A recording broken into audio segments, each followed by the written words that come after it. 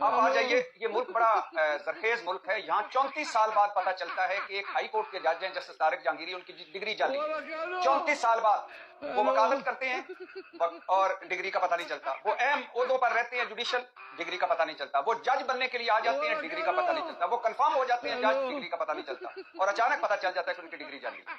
اور اب اچانک پتہ چل گیا ہے کہ یہ بندہ دہشت گردوں کا سہولت کار ہے، یہ ایم پی اے بنا، پتہ نہیں کہ کیوں نہیں پتہ چلا کہ اس کو ختم کروایا جائے، یہ معاون بنا علی امین گنڈا پور کا، پتہ نہیں چلا، یہ فل وزیر بنا علی امین گنڈا پور کابینہ کا، پتہ نہیں چلا، اب اگر یہ نامزد ہوا ہے تو اب پتہ چلا کہ یہ دہشت گردوں کا سہولت کار ہے۔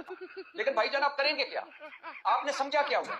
آپ نے تو ایک لاٹری لگائی ہوئی ہے، کسی کا مینڈیٹ وہ ہمارا ہوا، کسی کی مخصوص نشستیں وہ ہماری ہوئی، اور اب اگر خیبر پختونخوا میں 2/3 اکثریت ہے پاکستان تحریک انصاف کو، ہم بننے نہیں دیں گے۔ بھائی کس طرح بننے نہیں دیں گے؟ کیسے بننے نہیں دیں گے؟ کیوں بننے نہیں دیں گے؟ آپ کون ہوتے ہیں نہ بننے دینے والے؟ آپ کا کیا ہے؟ کون سا آئین، کون سا قانون آپ کو یہ رائٹ دیتا ہے؟ کون سی آپ کی ڈبہ بند جمہوریت یہ رائٹ دیتی ہے؟